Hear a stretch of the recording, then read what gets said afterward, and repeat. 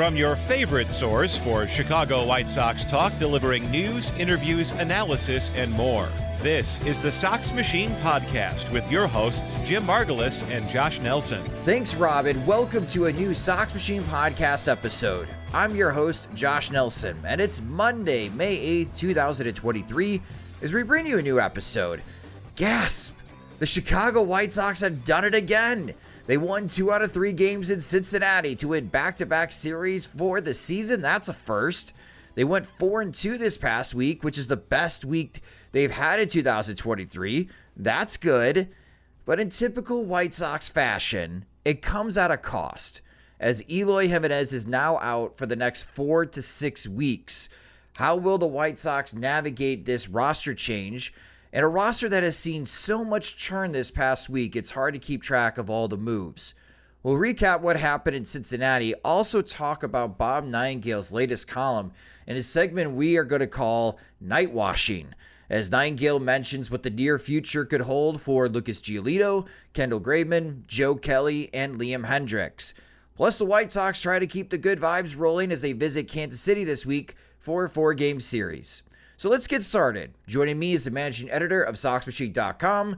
It's Jim Margulis. And hello, Jim. I know you had a last-minute emergency that needed your attention, but you were missed this past weekend in Cincinnati. A lot of people asked where you were.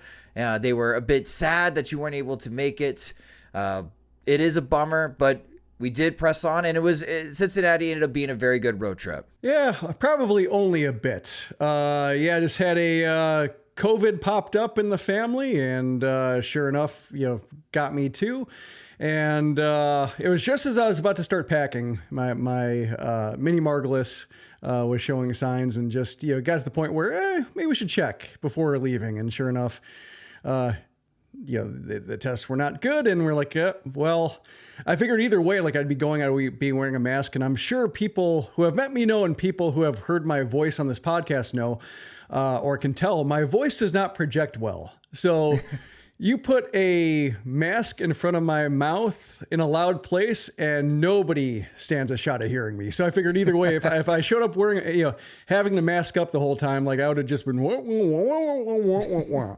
So yeah, ultimately it was for the best, and sure enough, I got it too. So it's bad luck. I've had some concerts canceled on me because of COVID, and now I understand how they feel when hundreds to thousands of people who are anticipating your arrival in a city are heartbroken when all of a sudden, a medical Not, I would call it an emergency, but a situation pops up and gets in the way. I'm sure it's exactly the same thing, but I was, following the video, following the, Instagrams, following the photos and the tweets and the hashtags. And I was I had to drop out here and there just because I was just getting too irritated, seeing everybody having a fun time without me.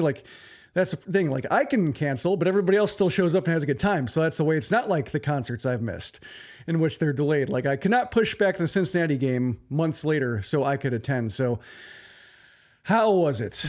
I'm sorry. How was it? Did you have fun? Did you have a good time, Josh? Did you guys have fun? I'm so sorry, Jim. I know the FOMO is bad.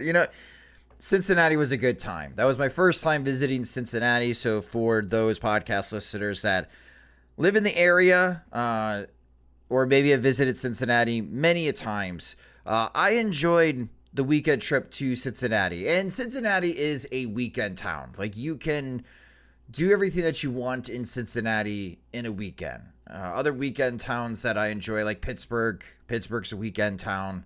Minneapolis is definitely a weekend town. You wouldn't be there all week. You would get bored if you had to visit that city for the entire week, unless you had family and friends that lived in the area. But it was an enjoyable weekend. I enjoyed the city.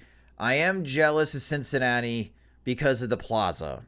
And the plaza is, I believe they call it the Banks, outside of Great American Ballpark. And it's where they have apartments, and they have the AC Hotel, which is a Marriott property there. And they have several bars it's literally across the street from Great American Ballpark. And that's where we had our meetups. And they have open container designated in that area. And it made it so easy for a large crowd like us to meet up. pre and post game. After the game's done, you can go out to the plaza, go to one of the to-go stands, get yourself a beer, stand in the plaza, chill, hang out. Several of the bars had live music going on. So now you're listening to a really bad cover band trying to play Blink-182. And you're just, hanging out in the plaza. It's 3 chords. It's 3 chords. How can you screw it up? I know. It was a lot of drum. The sound was way off. All I heard was drums. Anyways, so I'm pretty jealous that Cincinnati has that. And as a visiting fan, I would totally go back to Cincinnati. And if I knew other White Sox fans were going to be there, that's where the pregame and postgame is going to be, is in that plaza. It makes a lot of sense. There's several bars there. It's easy to navigate and just create a big horde of White Sox fans to just hang out, drink beer, and get either excited or enjoy our misery if the White Sox lose. Not everything was great in Cincinnati, though. I did try the Skyline chili, Jim. Moist. It looked moist. Moist doesn't even begin to describe this chili. So I'm in line, and before I get in line, though, one step back. My buddy Paul, and when we went to Texas, I convinced him to get the boomstick. And that's the 3-foot chili hot dog that the Rangers have. And he ate that damn thing by himself. So before I go, he goes and he gets 2 Skyline Coney dogs. So it's not like if he had a beef hot dog. It's not that long. It's a shorter guy. And they put the chili on it and they top it with shredded cheese. And he had 2 of them. And his review was, the hot dogs are worse than the chili. And he is a lifelong Chicagoan. So if he doesn't like the hot dogs, then the hot dog is no good. So I decided not to go in that direction. So I look at the menu and I thought, maybe chili cheese nachos could be a good option. As they were making my nacho plate, I didn't get the helmet. And maybe I should have got the batter's helmet. Because how was the line? First of all, was it a long line? What was the demand like? It was 3 lines, at least 8 people deep when I got there. So you weren't walking up and being like, this is strangely unpopular. This is right a thing people get. Nope. The lines were pretty consistent. Okay. For the 2 games that we went on Friday and Saturday. Lots of Reds fans though, not a lot of White Sox fans. So they make the nachos. So it's chips, it's chili, it's nacho cheese, and it's shredded cheese on top. As a Scotty, lots of cheese, I'm feeling pretty good about my decision. Until they hand me the cardboard box, and it's already getting soggy. So the clock is ticking, and I look at the chili, and I'm wondering, why is it so watery? There's so much water in this chili. So I hustle back to the seat. Exactly. It's like diet chili. I get back to the seat and my future sister-in-law, Andy, she takes my phone. She records me on video. And if you haven't seen it, I posted it on my Twitter, which you can find it at Sox Machine _Josh. And I take a bite and I immediately regret it. It was awful. I can't begin to describe the chili taste. The best way I can describe it is diet Hormel. It's just, it was bad. It was bad. And not only was it bad, and I try to eat as much as I can, I'm looking at the box and now I'm worried I have to make a decision here. I have to eat all of this or I have to trash it because I'm worried the cardboard container is not going to hold the chili. And then I'm going to have Skyline chili all over my lap. So I made the awful decision of eating all of it and then tossing the box. And my digestive system hates me. As someone that enjoys eating Taco Bell, Skyline chili will destroy you more than Taco Bell does. Your choices were chili on the outside or chili on the inside. Yeah. Yep. And I went with chili on the inside, and I regret that decision. So for those that love the Skyline chili, bless your hearts. I don't know how you enjoy it. I could not do the spaghetti at all after this experience. I could not. So to go back to the hot dog thing, how bad's that hot dog? Paul gave it a 1 out of 10. It's gray, and it just tastes like the worst parts that they used of like the pigs and the cows and it cried when you bit into it. Yeah, he's like it was awful. Yeah. Because I was thinking like maybe the chili was like, maybe it was like praise for the chili and you'd rather have the chili without the hot dog. Like I could see that being misconstrued to be somewhat of a compliment to the chili. Well, Paul thought if you took a Vieta beef hot dog and you replaced it with the Coney dog, maybe the Skyline chili's got a chance with a high quality hot dog. So kind of like meat sauce. Like in upstate New York, we had meat sauce on hot dogs and it's kind of like not quite straight up chili. Which is why I never really took to it just because it felt like kind of redundant or kind of like in between toppings. Like I didn't like it like I like standard chili cheese dog. So I never took to it, but it wasn't bad. But it struck me as like looking at the consistency and texture that's kind of what that reminded me of. And that would not be unheard of to have like a good hot dog with, Skyline chili / meat sauce on top. Yeah. Maybe they have to try it. They have to get a better hot dog, but yeah, that was the Skyline chili experience, folks. Unless, they have like the hot dog is like to help the chili play up. Like if it's sponsored by Skyline, it's like Skyline chili's a 3, but it's hanging out with a 1. Exactly. So it looks like a 6. Oh, not good, folks. I do not recommend. They do have Penn Station, though, at Great American Ballpark, and that was excellent. Fantastic fries. Like the sandwich place? Yeah, the sandwich place. And they had cheesesteaks there. The cheesesteak was awesome. Their cheesesteak's way better than the cheesesteak at Gary T. Rayfield.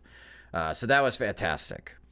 I'm always happy when I come across one of those. Yeah, that was excellent. So, yeah, there's other food and beer as well at Great American Ballpark that was pretty good as well. I think everybody was happy with as far as the drink selection, but obviously Skyline Chili is like the Chicago Malort. It's what Malort is to Chicago, Skyline Chili is to Cincinnati. So I've had it. That was the experience. You can either learn from my lesson or you can run to the nearest Skyline Chili and try it for yourself if you've never had it before. Run to and run from.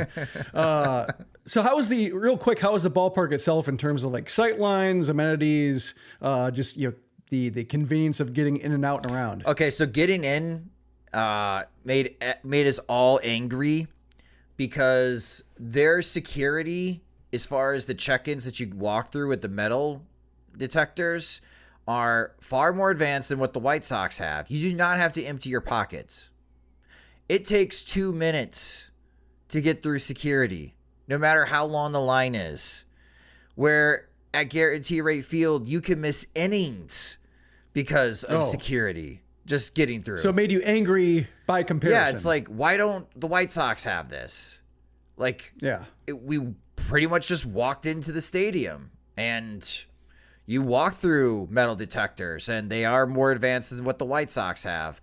And it's like, this is what we need. And they also had a season ticket holder entrance that also made us angry. That's another stadium that has one that the White Sox do not have. The sight lines were great. It was easy to walk around the stadium. Concession items, a little bit redundant throughout the ballpark. If you find it in one area, you're definitely going to find it on the other side of the stadium. So a little bit of copy and paste there at Great American Ballpark. But all the seats are pointed towards home plate. So they're all angled towards home plate. And, that was nice. And we were in section 108, of course, and that's on the left field foul pole, but more towards foul territory. And I thought we had a great line of sight watching the entire game. At 6:40, the sun is in your eyes for the first half an hour of the game until the sun sets below, or I should say behind the top of the stadium, and then everything is in the shade. But I like it. It's a solid ballpark. I think I like Target Field more in Minneapolis than Great American Ballpark, but I would definitely revisit Great American Ballpark. That is a solid baseball stadium. Good to know. Wish I could have made it. But yeah, I'm glad you had a good time. Glad it went well. Looked like everybody had a good time.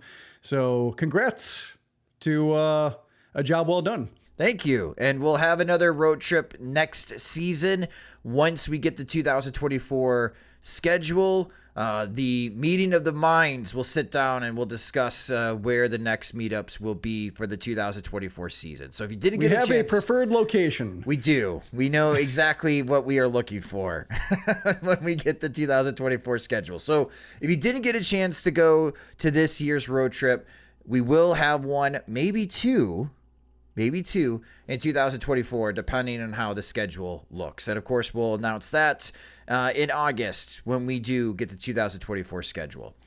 All right, enough about Cincinnati and how much fun we had.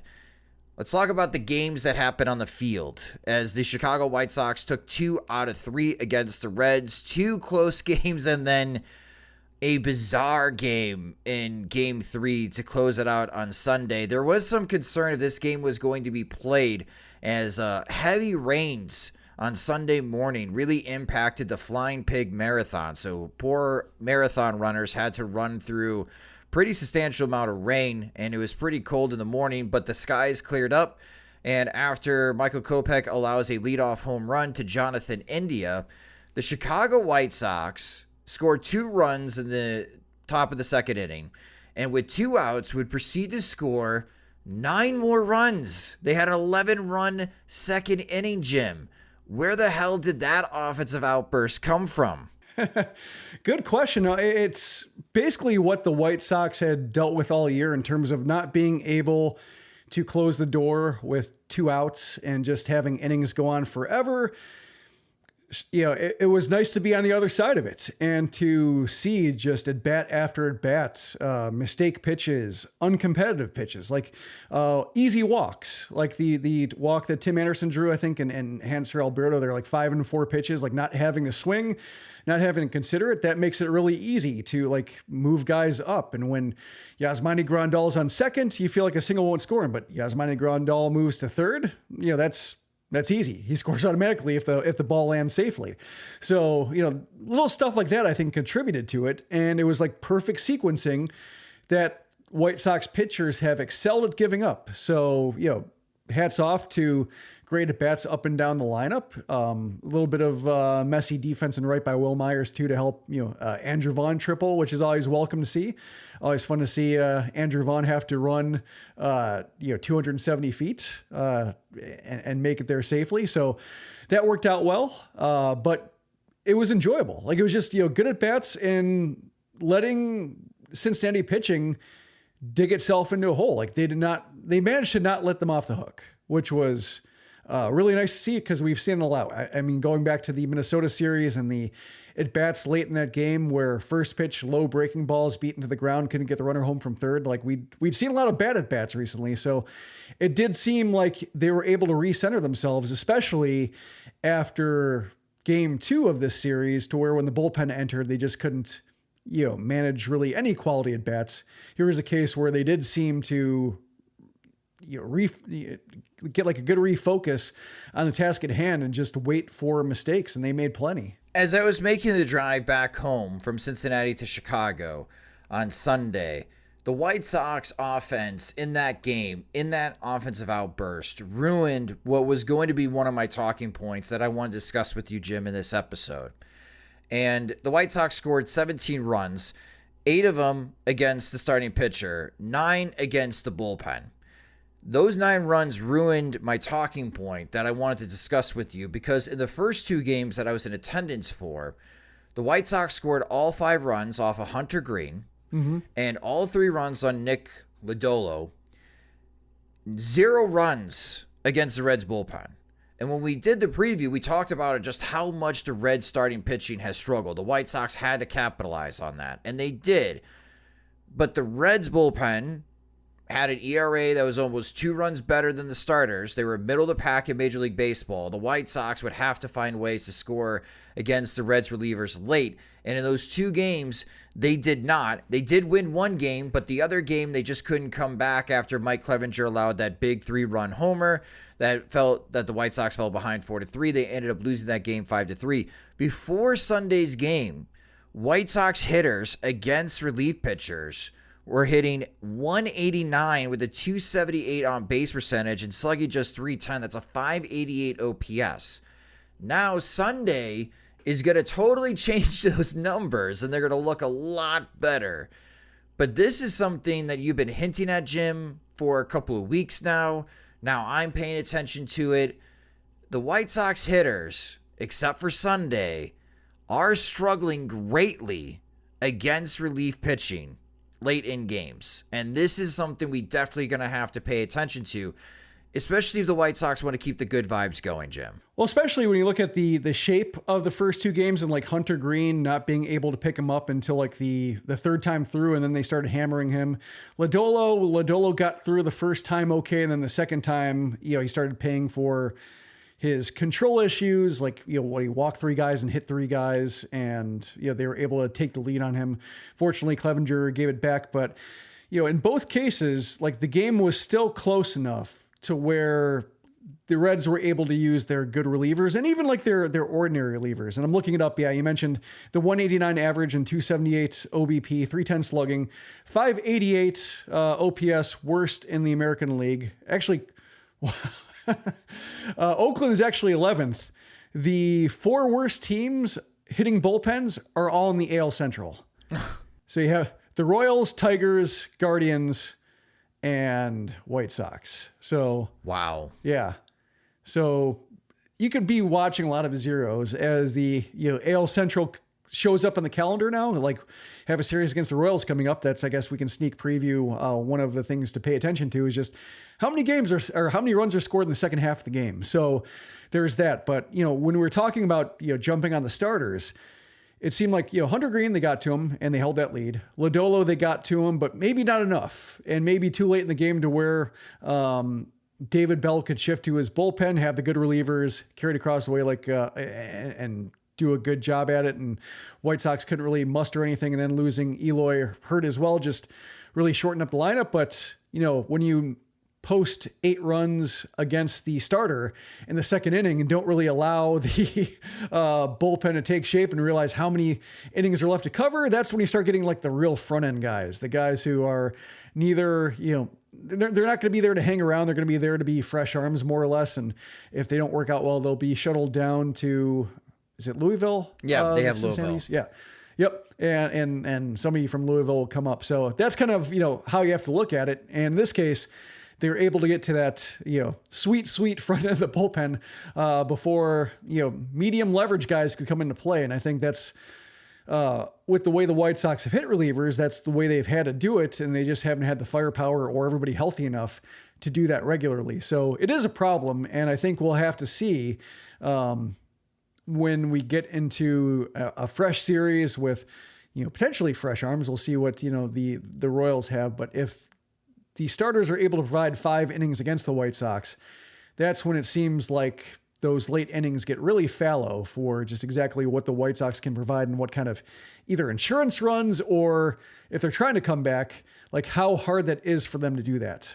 And this is on the new hitting coaching staff for the White Sox. They have to do a better job, at least preparing their hitters against these relievers, whether that's film, scouting reports, whatever. I mean, again, Sunday's numbers are going to greatly increase on what the White Sox were doing before Sunday. But before Sunday, White Sox hitters as a team had a 588 OPS against relief pitching. That's got to improve. The White Sox want to continue these good vibes. But speaking of good vibes, Luis Robert, what a series, Jim, for the White Sox this weekend. He ends up going 7 for 8. As he walked twice. He was also hit twice by a pitch. He had 2 doubles. He had a home run. That big home run against Hunter Green helped the White Sox win the first game of the series.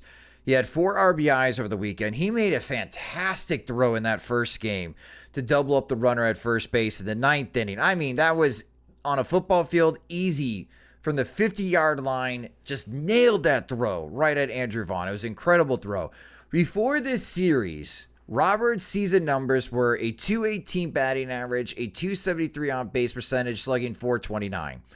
After this series, Robert is hitting .260, a .329 on base percentage, and slugging .496. This series has fixed his season numbers, Jim, right back to where we were expected, raising his batting average by 42 points, his on base percentage by 56 points, and raising his slugging percentage by 67 points. We'll talk about Eloy in a minute, but this is, we've talked a lot about Luis Robert in this show. Everyone's talked a lot about Luis Robert and what has been going on with him. Fantastic series from him. We have seen the lows. We've seen the bad Luis Robert. Mm-hmm. This is the good Luis Robert. This is why White Sox fans should continue to believe in Luis Robert, because this version of him does exist. And when he is performing at this level, it is a game changer for the White Sox. Yeah, it was quite a palate cleanser of a series with just how well he played in all regards. Even on a fly ball to left, was pursuing it, was calling for it. Andrew Benintendi was parked under it, and Robert realized that. He pulled up, and he let Benintendi catch it well within the radius, like the fair catch radius. Like he pulled up well short of that, did not try to interfere with Benintendi's catch, and everybody seemed to appreciate it. So better communication on that front too. So whether there was some tough love talk or whether it was he and Grifol getting on the same page and just, either airing some stuff out or just, speaking of recentering, like just recentering Robert in the whole proceedings. Cause we talked about just how it was hard to characterize the behavior as like kind of petulance, but also kind of, trying to be, stoic and play through something that he shouldn't be playing through. Not quite checked out, because if you're checked out, he just wouldn't run at all. He wouldn't, sprint out of the box. He wouldn't even want to be in the lineup if there was an excuse not to be. So we couldn't exactly figure it out. And, just a real tidy 1 or 2 word, phrase that could help characterize it. Now with the way he played against Cincinnati, you kind of get a break from that talk and just can see the maturation. You hope that the maturation sticks. Like sometimes his maturation has been temporary, not like personality wise, but just in terms of his approach. He goes from chasing everything to taking walks and allowing himself to get plunked with 2 strikes to raise that on base percentage. So I'm not sure why his, plate discipline and his aggression just, fluctuates so wildly week to week, in that sometimes he looks completely clueless and sometimes he looks like, he is a 4th-year player who should be peaking. And all of a sudden, here's the sum of his talents and he looks like he can be an all-star. That's what makes it so maddening, but it's nice to know that as bad of a week as he had and as bad as the White Sox have started, like he's still invested in helping turn this around, because the White Sox, they're 4-2 the last 2 series. Like they're starting to turn it around. It's going to be a gradual process to dig out of the hole they created, but there he is front and center of this effort to do so. And you just hope it sticks, and you hope that his body allows him to do that. And then Hanser Roberto, he had a big game on Sunday. He had a couple doubles. He had 2 home runs in the series. He had 5 RBIs. He reached base 7 times in the White Sox series. We'll see if that sticks. It's Hanser Roberto. We'll see if that sticks for the White Sox. But yeah, I mean, like with Alberto though, I think you're seeing the difference between like him and like Romy Gonzalez or Lenyn Sosa. Sure. Like just, rosterable, playable, like maybe replacement level, like maybe barely above it, but has major league skills, or at least major league, just a mindset, being able to bounce back. Like, in a series where he hit 2 home runs, he also like had a real bad sack bunt attempt when, most teams would be trying to step on it. Like, even he doesn't seem to trust himself sometimes with like some of his decisions and actions. And, looks like he's somebody who, has to lay down a bunt because he might ground into a double play. And then, Andrews hits the 3-run homer right afterwards to make it, at least he didn't ground into a double play. So you understand, like, that, he is not necessarily good, but compared to other guys the White Sox have tried to fill in infield spots around, like, you understand why Grifol would play him over somebody else, even if like Lenyn Sosa might have more long-term impact for this franchise. Like if you're just trying to get by and if you're trying to not lose too many games, Alberto's probably the better bet to get that. And then, as long as Moncada's out and as long as, Andres is kind of iffy and, God forbid if Anderson misses time again, like he has to be involved. Like you're going to need like Alberto somehow, or you're going to need like a turnaround from Sosa. And I'm not sure if you can count on that just yet. Like I think Sosa might be fine by the end of the year, but in these very critical weeks of trying not to get too far behind, I can understand why Grifol would lean on somebody like Alberto, and it's good to see him produce, because the alternative is Alberto not producing and Grifol still playing him. There is bad news to discuss, as not everything went well in Cincinnati outside of my Skyline Chili experience. Eloy Jimenez is now out the next 4 to 6 weeks. We'll discuss his latest injury and how the White Sox plan to overcome his absence next on the Sox Machine podcast. Kick off the new year with new gear built to last. Our friends at Shady Rays have you covered from the sun to the slopes with premium polarized shades, customable snow glasses, and much more. Shady Rays is an independent sunglasses company that offers a world-class product that's just as good as any expensive pair you've worn. Durable frames and extremely clear optics for outdoor adventures. And that's not all. Shady Rays offers the most insane protection in all of eyewear. Every pair of sunglasses is backed by lost and broken replacements. If you lose or break your pair, even on day one, they told us they will send you a brand new pair, no questions asked. Wear your Shady Rays with confidence because they have your back long after you purchase. With Shady Rays, you can look good and feel good. To date, they have donated over 20 million meals to fight hunger with Feeding America. If you don't love them, exchange them for a new pair or return them for free within 30 days. There's no risk when you shop with Shady Rays. Their team always has your back. I actually have 3 pairs from Shady Rays because they just look awesome, and I'm very picky about my sunglasses. Sometimes I like to match my sunglasses with my outfit. I can be that way. And exclusively for our listeners, Shady Rays is giving out their best deal of the new year. Go to shadyrays.com and use promo code SOXMachine for 50% off 2 pairs of polarized sunglasses. Again, that's shadyrays.com, promo code SOXMachine. Try for yourself the shades rated 5 stars by over 200,000 people. Welcome back to the Sox Machine podcast. All right. Unfortunately, we have to talk about the bad news. And this bad news kind of surprised everyone over the weekend. After the Friday night game, Eloy Jimenez had to go to the local hospital in Cincinnati and needed emergency surgery as he suffered appendicitis. And now Jimenez is out the next 4 to 6 weeks. And Jim, this is nothing new as a White Sox fan. We have seen this type of procedure done before, all the way back in 2011 with Adam Dunn. Adam Dunn, maybe not wisely, returned to the White Sox in 6 days instead of 4 to 6 weeks. And obviously it impacted Adam Dunn as he posted one of the worst batting averages in Major League Baseball history. And really cratered. I think his total WAR value, according to Baseball Reference, was like minus 2.9 WAR. That's how bad Adam Dunn was in 2011. And you could point to that emergency procedure and not giving himself enough time to recover. Jimenez is going to be given enough time to recover. But Jim, just from a perspective of Eloy Jimenez, this is more injury bad luck. Now, it's hard to blame him for this latest setback. It's impossible. No one should. It's an emergency situation.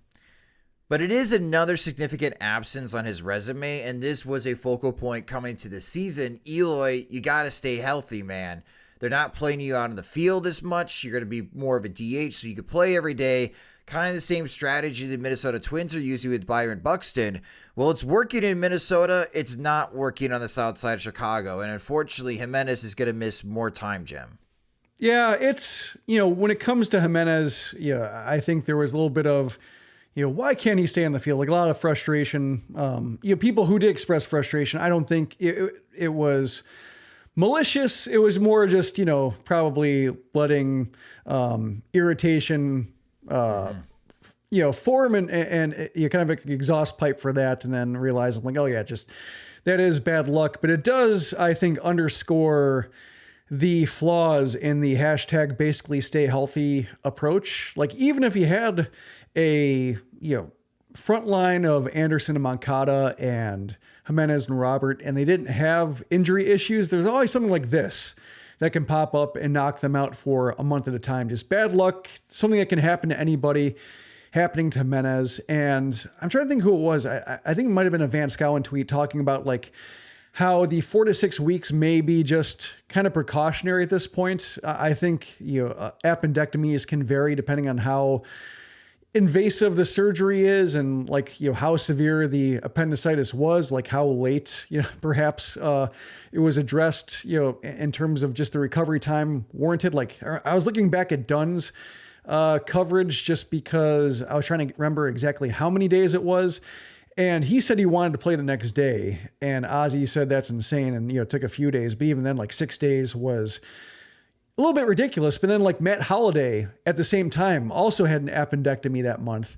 He missed 9 days. And I think he hit 400 in April and had like a great season for Oakland. I think he was with at the time. So, Dunn, I think, didn't do himself any favors, but also I think like Holliday shows like, I guess it is possible theoretically to only have to miss like a week or two.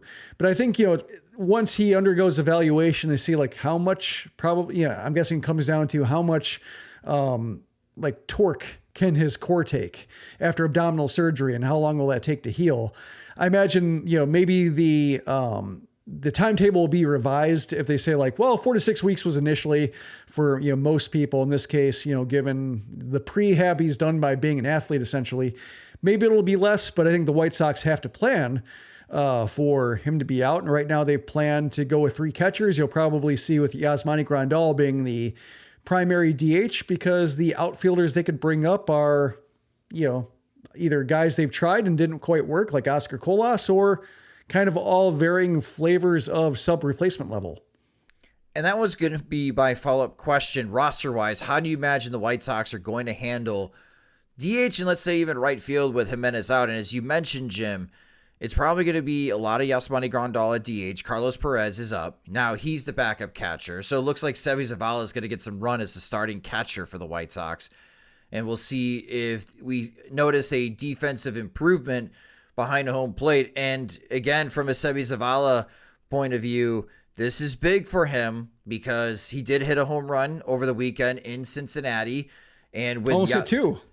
Almost hit 2. And, yeah, Will Myers robbed him. Oh, that's right. Yeah, Myers did rob him on Sunday. And if with Grandal being a free agent, the White Sox have some uncertainty at the catcher position. So we'll see what this longer run defensively can Seby Zavala prove to be a viable starting catcher for the 2024 White Sox and beyond. So we'll get a chance to see that.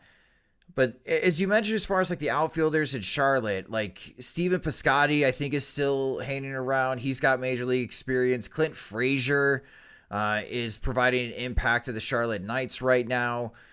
It could just be kind of like 2021 where you just have these random guys that come up like Brian Goodwin and Jake Lamb, and you're hoping that they can give you a good 2 weeks. So is this the way we should look at it from a White Sox fan perspective on how they handle DH and right field with Jimenez out? Is that this may be like a week by week type of situation for the White Sox. We may see multiple faces come up and join the major league team to try to help out and fill out this void.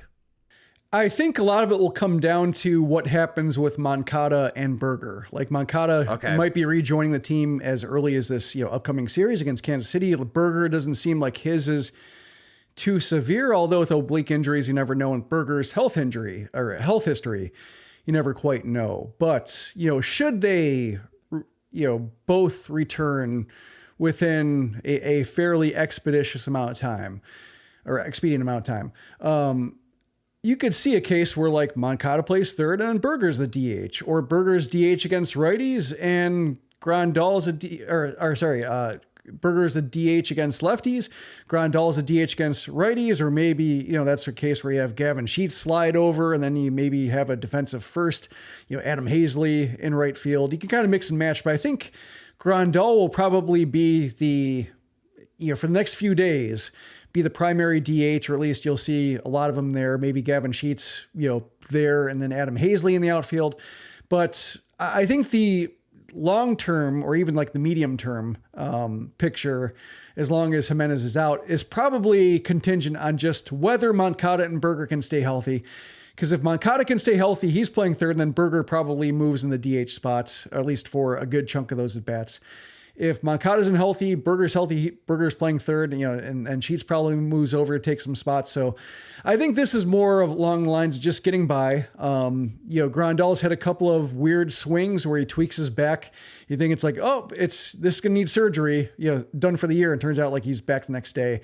But given his, just what he's gone through the last couple of years in terms of going under the knife, always you can see his career flash before your eyes a little bit when he has that weird reaction to a swing in the box and his knees buckle a little bit. So I think having seen that a couple times, I think Grifol is realizing like, I just don't want to hang my catcher out to dry if he takes a bad foul tip and have to play him, or have to use the emergency catcher. And I've already gone through my whole bench because of all the defensive replacements and all the other replacements he's done already in that game that we talked about before. So this, strikes me as just a short-term assignment. Maybe Perez, I'm not even sure if he gets a start, depending on how quickly Moncada and Berger come back. But this, should Jimenez be out, or should Jimenez suffer another injury, or should Moncada suffer an injury? This will be like one thing to test, just in case another shortage of bats and specifically like the whole DH glut they used to have. If that dries up again, Grandal is probably the first stringer there. Yeah, with Moncada, the White Sox have to be careful with the back injury. They really do. Like, just they're gonna have to be careful, and I know that they're gonna have to be careful. They're just gonna have to be careful, and what I mean by that is, I don't think he's gonna play every day. If he comes up and he joins the White Sox in time for the series at Kansas City, Jim, from Gwinnett, he's not playing every game in this Royal Series. He may go 2 on, 1 day off, 2 on, 1 day off. And that's where you're still going to see some Hans Roberto starts at third base. Like, the White Sox just need to manage Moncada's back situation so he can get through the rest of the 2023 season, and they can decide in the offseason if there's anything that they could do to help fix as far as his back issue before going to the 2024 season. But when any type of disc issue in the back scares me. Maybe that's just my old age speaking, but yeah, no, especially third baseman, like, brings Joe Creedy to mind. Just third baseman hitting the ground a lot.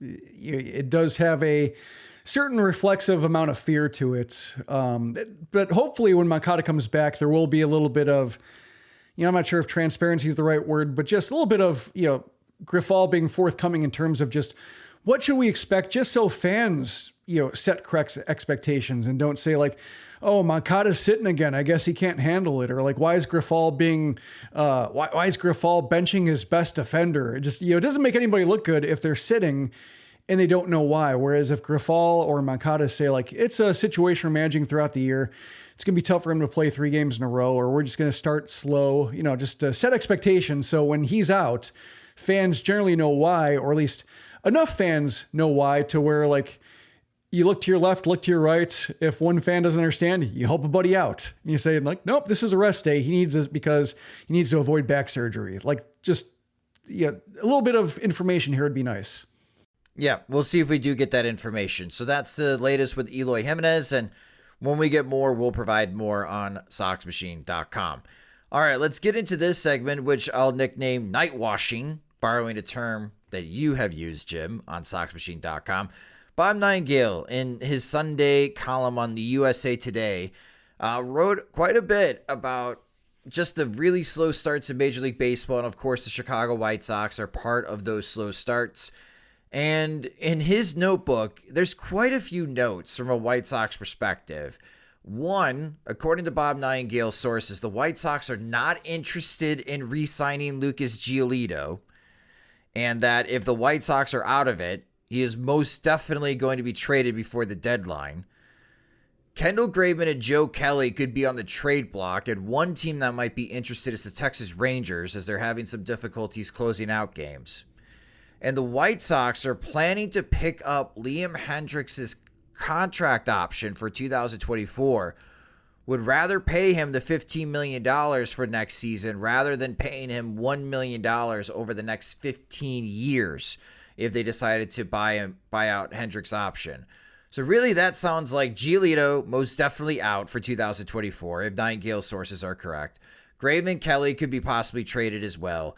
Hendriks, Don't think about him being traded. He's going to stick around at least for the next season as well, and we'll see when he rejoins the White Sox in 2023. Jim, it's May 8th. Yeah. I am wondering what is going on in the mind of Lucas Giolito when he hears this or reads this or is brought to his attention by family and friends that Bob Nightengale of USA Today is reporting that the White Sox have no interest in re-signing you. Like, where is your head at on May 8th, and where do you go with this information heading into your next starts? Well, one that really struck me is like a Jerry Reinsdorf thing. Like, I think with Nightengale, sometimes it's, maybe it's Kenny Williams sometimes, but mostly it's Jerry Reinsdorf. And that struck me as a very Jerry phrasing of the way, like, he characterized the information, like, no, we're not re-signing him. I think if you're Giolito, it depends on just like where your conversations in the past have gone. And if, Giolito has said, like, I want Jose Barrios money for an extension, 7 years, or 6 years, 130 million-ish. And the Sox saying, no way, we can't do that. We have no interest in going past 5 years. Perhaps it's been obvious for both sides in just a weird way, weird timing and uncharacteristically blunt way of breaking that news, but maybe it's something Giolito already knows. And he's already going about his business like, well, I want to pitch well for this team. I want to pitch well for this team because it serves me well as well in a contract year. So either way, whether I'm pitching for myself or the White Sox, the motives are aligned and we're all going in the same direction. And being a pitcher, it's just like, if I pitch really well, perhaps I can be pitching for a contender because I can only affect 1 out of every 5 games the White Sox play. So, I think especially for him, it's a very solitary pursuit in terms of individual performance and just exactly what that means or what it doesn't mean for the White Sox as a whole. So based on just, 2 years ago with the disagreement over $50,000, I think, for the salary, like they've had that little back and forth as well. It wouldn't surprise me if like both sides know this is generally the case and, just normally not, I guess, breached like this.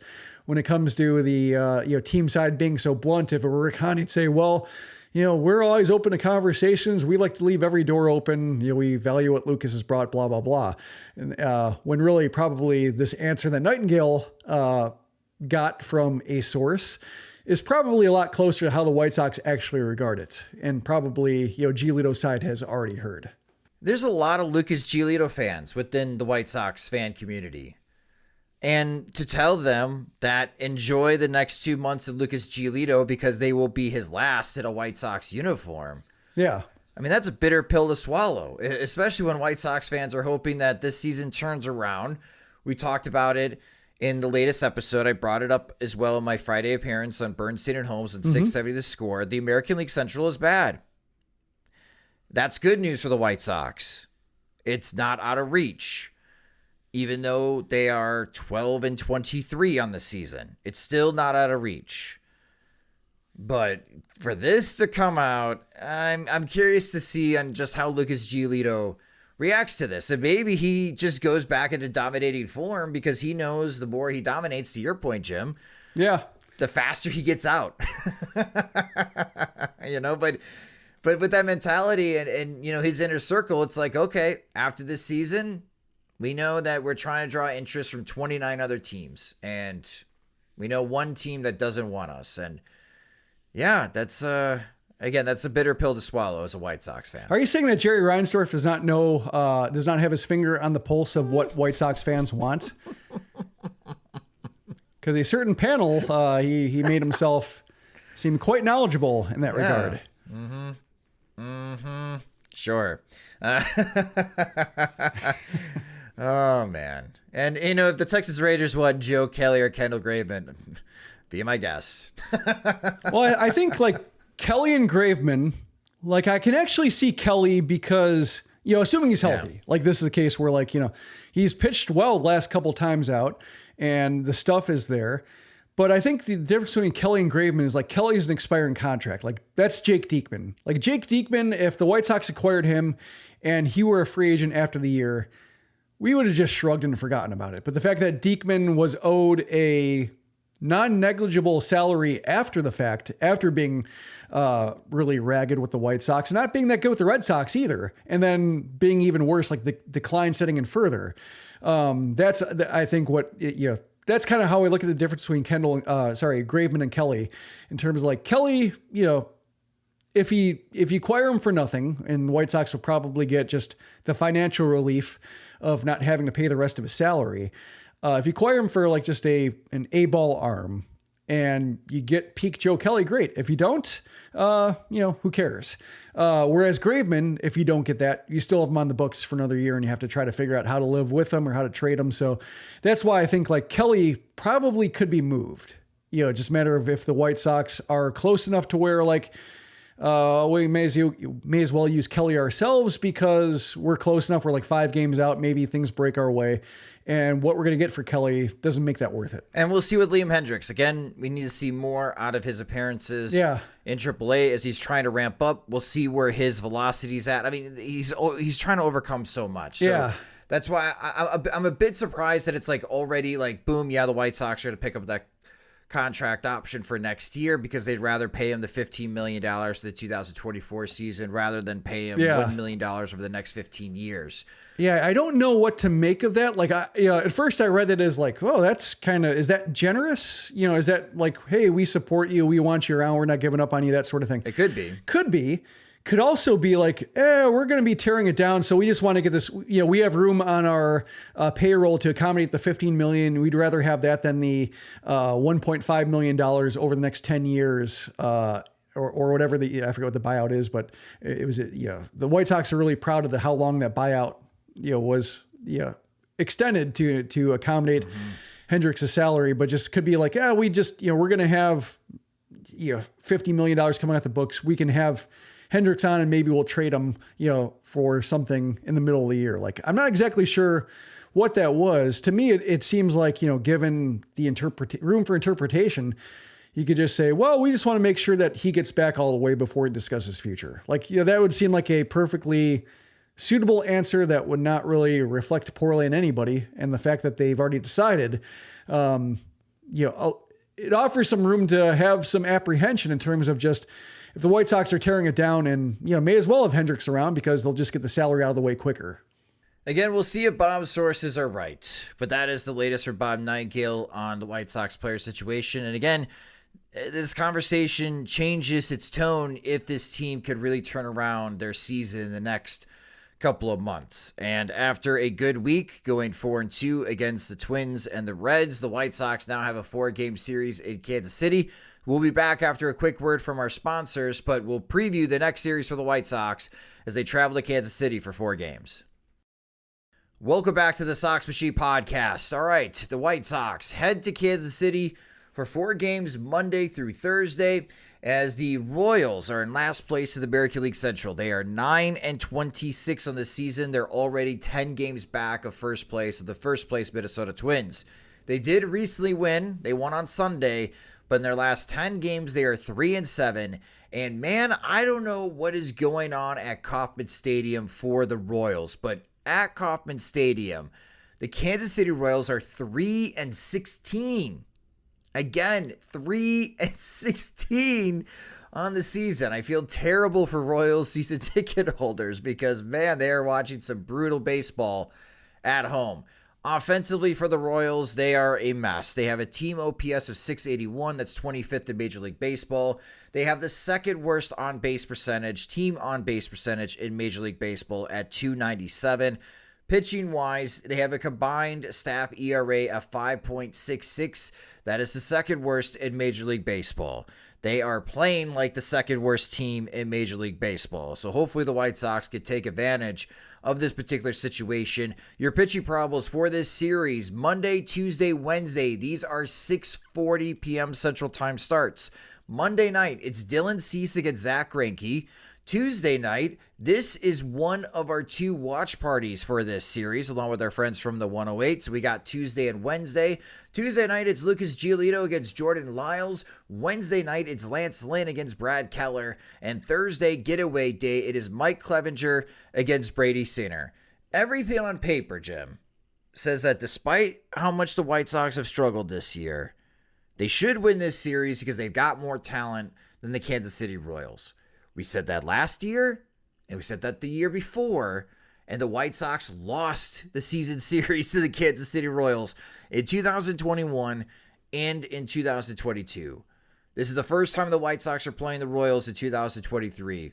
What are you expecting to see out of this series at Kauffman Stadium? Well, I'd like to see what Royals fans have seen and why they're so depressed about this team and why they're already... There's a little bit of, I guess, regret in terms of like letting JJ Piccolo call the shots on, going from Dayton Moore to his second in command, rather than looking outside for a new general manager, just based on, who they've signed, who they haven't signed, what activity they haven't partaken in terms of a front office and acquiring talent. So I'm hoping that we see right now just how bad it's been. And I think this is a good litmus test too, because you have Greinke and Lyles and Keller, who are all righties who have been, I think mediocre at best this year. Lyles has really struggled. Singer's another one who's been, disappointing, especially lately with his command. And like, these are all guys the White Sox should be able to get to or wait out.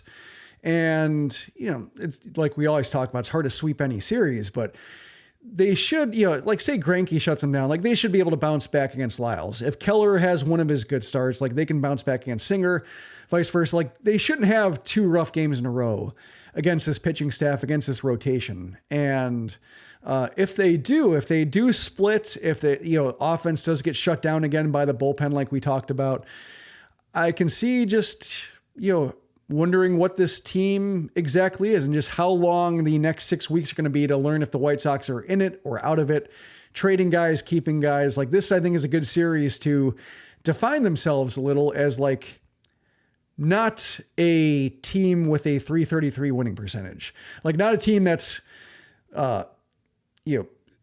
68 win bad. Like this is a team like, maybe they're not good. Maybe they're just going to be like a middling team, 78 to 80 wins. Maybe the projections were right all along and saying that they have like a slightly losing record. But this would be the kind of series where they do solidify themselves a little bit and get themselves out of the scary run differential, out of the scary, neighborhoods of, bullpen ERA and hitting relievers and all these stats that we talk about and fret over. This is the time to pad them. Like the April was the case of these teams are all really good or playing really well. In the case of Pittsburgh, I think we're still learning, were they good or were they just good in April? But they were playing well at the time. That was a month for survival and hope that it doesn't get too bad. This is the month where whatever happened in April, this is the month to start turning things around and to start, beating up on teams that are certainly less than you. And like the way Sunday unfolded with 17 runs, like that's kind of more like it. And, not that you can expect 17 runs every time out, but something like that where all of a sudden the stats look so much better because they had, a few good games in a row, especially against the starters, and were able to hit with some power and able to produce like Luis Robert coming back against the Reds. Like that's something that other members of the team, like Andrew Vaughn, who'd been struggling until Sunday, Tim Anderson, who'd been kind of up and down. Like this is the time for them to step it up as well. And it takes some of the pressure off like the back four in the lineup, which is just trying to get by. The two hitters to pay attention to for the Royals, Salvador Perez obviously has been a nemesis for the White Sox his entire career. He's got 7 home runs this season with 19 RBIs. He's hitting .290 with a .341 on base percentage and slugging .516. Vinny Pasquantino is having a strong start to this season for the Royals. 11 doubles, 6 homers, 16 RBIs, 19 walks to 17 strikeouts. That's impressive. So he's got a .276 batting average, a .372 on base percentage, slugging .504. Both of those batters for the Royals have an OPS above .850, which is impressive. The rest of the team, not good. not good. Bobby Witt Jr. is off to a slow start, hitting .234 with a .275 on base percentage, slugging .440. However, if Bobby Witt gets on base in this series, pay attention to him stealing bases. He's 8 for 10 this season. He leads the Royals in stolen bases. And MJ Melendez, I know that they were hopeful for him, especially being in right field and getting some time at catcher as well. He does have 3 home runs and 12 RBIs, but he already has 43 strikeouts this season to 12 walks in 31 games, and his OPS is at 636. So when you look at this Royals lineup and you're watching these games, you got to circle Salvador Perez and Vinny Pasquantino, because if there are runners on base, that is going to be where the White Sox are going to, at least the run prevention side, run into some trouble here. They really have to make sure Perez and Pasquantino are hitting with guys not on base. So it doesn't complicate matters in this series, Jim. So at least from a White Sox pitching perspective, that's what I'm going to be paying attention to, and how the White Sox handle Perez and Pasquantino in these 4 games. Yeah, I think Nick Pratto as well is doing okay. I think he's kind of in the upswing, although he doesn't have a great control of the strike zone right now, but he's been making better contact. But yeah, it is one of those lineups to where, like, you can't let this guy beat you. You can't let 2 or 3 guys beat you. And unfortunately, we've seen that with Cleveland over the years, and somehow Jose Ramirez keeps coming up. So like that always, whenever you see a lineup and you think like that's all they got to do, it's like, well, the White Sox have had a hard time limiting it to those situations. But yes, to underscore your point, like they have to get better at that. And that's what these series are for, to beat up on the underbelly of lineups. You know, for that applies to the pitching staff as well as the offense. Is like when you're trying to rebound, and when Lance Lynn is trying to get back on track and get on the run, like this is the team you get on the run against. And Dylan Cease to bounce back, like this is a team for Dylan Cease to look like a Cy Young winner against. So it's on everybody. I mean, like these should be low pressure games normally, because you wouldn't count on these so much to pad your record. But with the hole the White Sox have dug themselves, that's where they are, and they do have to show up. And hopefully there is a little bit of a cloud lifting and a little bit of sense up and down the lineup and up and down the pitching staff, the bullpen stabilizing a little bit as well, to be like, well, I don't have to do it all myself because other people are stepping up as well, and maybe that'll. The whole idea of hitting is contagious or success is contagious, to bring an old Hawk saying back into play. Like, could be a case here to where just the panic and the dread might be alleviating a little bit, and the talent might actually define itself a little bit in a positive sense. We look forward to watching these games with you guys, especially Tuesday and Wednesday night on playback.tv/Sox Machine. We'll be promoting that on social media and on soxmachine.com as well. It is free to sign up on playback.tv/Sox Machine. Just create an account, verify your cable or your streaming subscription, and you'll be able to watch the game along with Jim and I and our friends from the 108, Beef Loaf, Chirizi, and My Sox Summer, as it's kind of like Mystery Science Theater presentation during the White Sox game, in which we'll provide our commentary as we watch the game along with you guys. Again, that will be Tuesday and Wednesday night. The stream will start around 6:30 p.m. Central Time for both of those nights. So hopefully the White Sox win another series, make it 3 series wins in a row before they come home on Mother's Day weekend and face the Houston Astros. So continue the good vibes, White Sox. You're going to need them, especially when you come home for that next homestand that has the Astros visiting, has the Guardians visiting, and the Royals will be visiting after the Guardians in that upcoming 9-game homestand. So hopefully the good vibes continue from Cincinnati, as that will do it for this episode of the Sox Machine podcast. Thank you guys so much for listening. Thank you to everyone that participated in the road trip in Cincinnati. Thank you to everyone that also helped out, especially on Saturday, reserving tables at the Lager House, and just being incredibly helpful and friendly to new White Sox fans that were joining the meetup. Of course, it takes a village to do this, and thank you for the months of preparation along with our friends Beef Loaf, Chirizi, and My Sox Summer, and helping us prepare for that road trip to Cincinnati. We greatly appreciate you guys. I greatly appreciate everyone that got involved, and I'm not trying to create more FOMO for Jim, but definitely looking forward to 2024's road trips. You can subscribe to the Sox Machine podcast wherever you listen to podcasts, such as Spotify and Apple Music. We do also upload our podcast episodes into our YouTube channel, which you can subscribe to our YouTube channel at youtube.com/Sox Machine. Follow us on Twitter and Instagram at Sox Machine. You can also follow me on Twitter and Instagram at SoxMachine_Josh. If you enjoy our work and would like more, you can get more by becoming a Patreon supporter at patreon.com/SoxMachine, where our Patreon supporters get exclusive content. They get ad-free versions of both the podcast and website. And when we have new Sox Machine swag, they're the first ones to receive it. Monthly plans start at $2, or you can save with an annual subscription. Again, sign up at patreon.com/SoxMachine. The Sox Machine podcast is a production of SoxMachine.com, your home for all things Chicago White Sox baseball and part of the Blue Wire Podcast Network.